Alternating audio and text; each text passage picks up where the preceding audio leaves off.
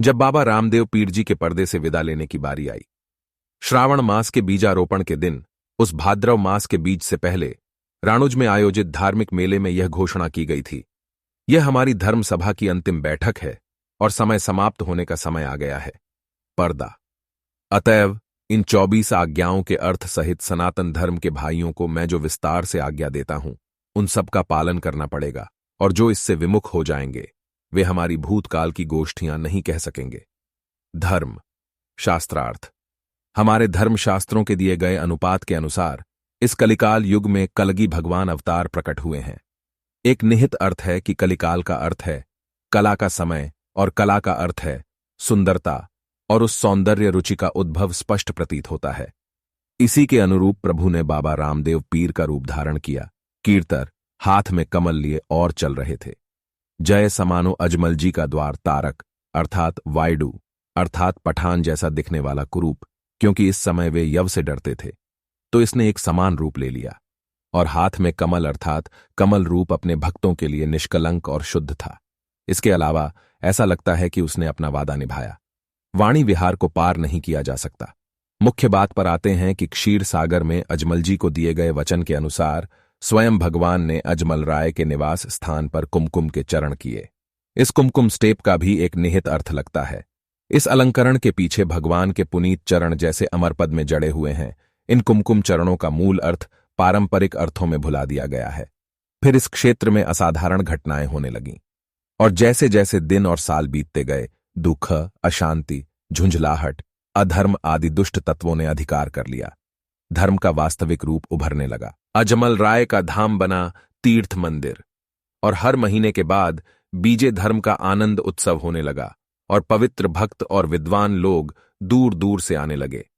इस धर्म के मंडप में आने वाले सभी स्त्री पुरुष धर्म के पिछले समाज से लोकप्रिय हो गए। धर्म के भक्त। धर्मिष्ठा का अर्थ है धर्म के उद्देश्य के लिए जीवन में पालन किए जाने वाले नियम, फरमान या आदेश, जो स्वयं बाबा रामदेव जी द्वारा सुनाए गए फरमान कहे जाते हैं। जो जीवन भर उस आदेश का पालन करता है, उसे समाज का सदस्य माना जा सकता है। इस संबोधन के अनुसार बाबा रामदेव जी महाराजे धर्म के शवारा मंडप में मौजूद पुरुषों और महिलाओं के चेहरे को सबसे पहले ऊपर के रूप में प्रस्तुत किया गया है, और विवरण नीचे दिया गया है। साथ ही यह भी वादा किया जाता है कि जो भी इन फरमानों का पालन करेगा, ध्यान से इस संसार में कभी नहीं होगा, लेकिन दुखी नहीं होगा, और अंत में निर्वाण को प्राप्त करेगा। साथ ही सूद बीज के दिन अगियारसव पूनम, पट पूजा प्रसादी व भजन कीर्तन किया जाएगा। उस समय मैं पिछले समाज में भाग लूंगा। यह मेरा वचन है। रामदेव पीर का आदेश सबसे पहले था, धर्म के करीब आए और पाप से दूर हो गए। जिया कहती हैं, अन्नदान रामदेव, सुनो गद गंगा, यह हमारी कृपा सुजात राशि है। अर्थ, इस आदेश की भविष्यवाणी, आज्ञा, मार्गदर्शन या निर्देश जो आप कहते हैं, आचरण जो आपने स्वयं कहा है, यदि आत्मा पर समझ आ जाती है तो और क्या करना बाकी है। उत्तम में उत्कृष्ट गति प्राप्त करने की ये 3 साधनाएं जीवों को तेजवान बनाती हैं। कितना भी समय बीत जाए, ये कर्म नए रूप में बने रहते हैं। भले ही धर्म, अधर्म, सत्य, असत्य, पाप और पुण्य के द्वैत अपरिवर्तनीय हैं, फिर भी हम समझते हैं कि हमें क्या करना चाहिए। लेकिन प्रकृति से घिरे इस जीव की जल्द कोई भविष्यवाणी होती नजर नहीं आ रही है। हालांकि आरंभ करने के लिए इस डिक्री का उद्देश्य लगभग निश्चित रूप से दिया जा सकता है। यही गृहस्थी धर्म का प्रमुख आधार है। परमेश्वर स्वयं हमारे पाप को क्षमा करने या सहन करने के लिए तैयार नहीं है। इसलिए गुरु के चरण भगवान से भी अधिक मूल्यवान हैं। यह अनुभव करने से समझ में आता है। इसलिए यदि आप एक बुद्धिमान और परोपकारी सद्गुरु की तलाश करते हैं और कड़ी मेहनत करते हैं, तो आपको वह मिल जाएगा जिसकी आपको आवश्यकता है, और वह गुरुड़ हमारे पापों को बचाने के लिए शक्तिशाली है। परंतु यदि तुम यह संदेश भी रखते हो कि हमें अच्छी अच्छी बातें रखनी चाहिए और नरसू नरसू को गुरु के चरणों में रखना चाहिए, तो भी तुम अनुयायी नहीं बनोगे। इसके विपरीत तुम एक नारकीय अधिकारी बन जाओगे। यदि आप वास्तव में अपने पाप से डरते हैं, तो आपको अपने सभी अच्छे कर्मों को गुरु चरण में खोल देना चाहिए। तब आप स्वीकार किए जाएंगे और हर सुबह उठने के बाद से एक नया जीवन शुरू करेंगे और गुरु के आधार पर दूसरों का भला करेंगे। और काश और फिर इस उम्मीद के साथ जीवन जिएं कि कलोज मरने वाला है। इस मूल्य को प्राप्त करने के बाद आपके जीवन के काले बादल अविलंब छंट जाएंगे और आप जीवन के मुक्तेश्वर बन जाएंगे। रामदेव पीर का फरमान त्रिरी जैसा कि गोथी ने कहा, किसी को भी वादिववाद की निंदा करने का इशारा नहीं करना चाहिए। रामदेव सुनो, गत गंगा कहना वंदना और कीर्तन से परिपूर्ण है। भावार्थ, इस फरमान का उद्देश्य यह है कि इस सनातन धर्म या बीज धर्म के अनुयायी आपस में वाद विवाद और प्रदर्शन न करें, साथ ही गलत रवैया न अपनाएं, साथ ही ऐसे गलत कार्यों में रुचि न लें जिससे किसी का अपमान हो, किसी की छवि या प्रतिष्ठा को ठेस पहुंचे।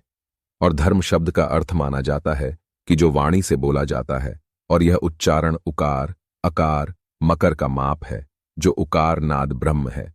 ध्वनि से शब्द बनता है और शब्द से वाक्य बनता है, जिसकी अभिव्यक्ति से सत्कर्म बौद्धिक होता है और बुद्धि मन को आलोकित करती है, और वाणी द्वारा मन उन भावों को प्रकट करता है जिनसे आत्मा लीन है, और वचन निभाने से वचन बनता है, और वचन ही सब बातों का मूल है, और विकास का अभ्यास विश्वास और विश्वास बनाता है।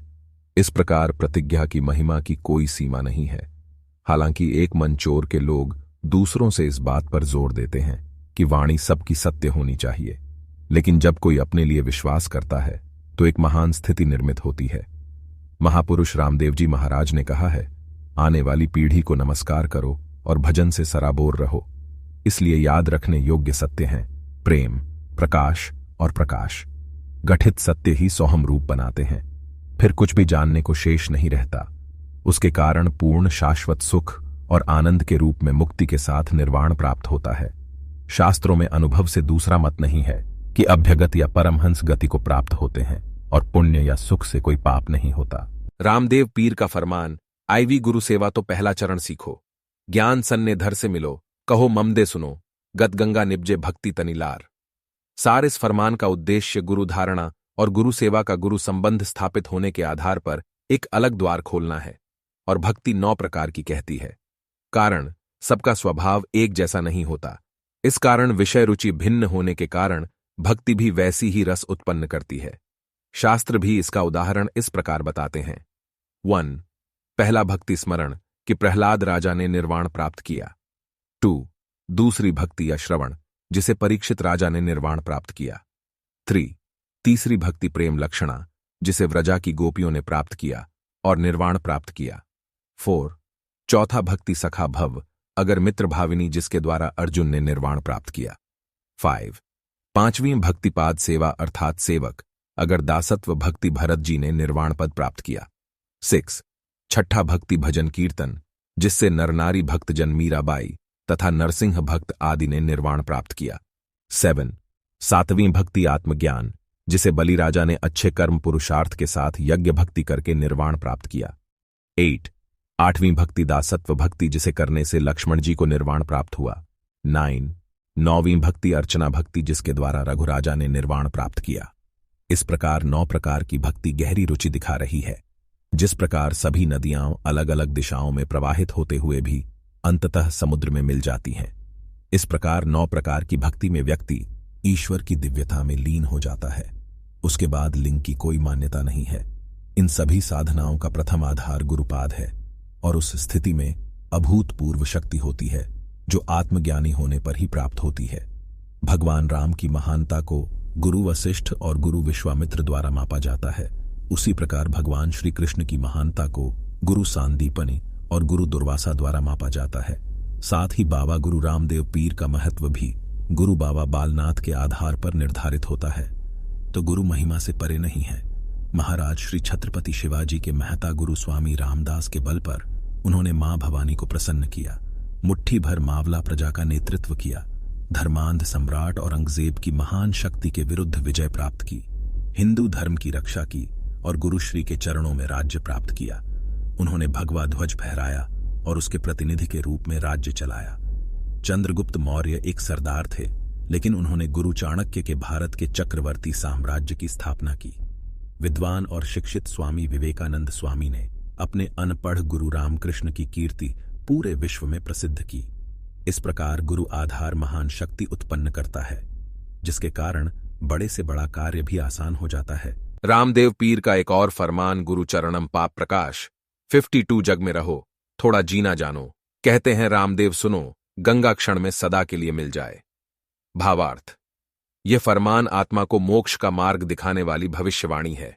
संक्षेप में, यदि हम निहित अर्थ को जीवन में लाने में विफल भी होते हैं तो जन्मों जन्मों के योग निकल जाते हैं, तो यह 84 काल के समान है। फिर भी मुक्ति का क्षण अपने पापों की जांच करना है। हम अपने पापों को परे रखकर लाभ उठाना चाहते हैं, पर वह लाभ मिलना असंभव है, क्योंकि जो धन अर्जित किया जाता है उसका उपयोग किए बिना समाप्त नहीं होता, जिसके लिए गुरुत्वाकर्षण दिखाया गया है। गुरु के चरणों को छोड़कर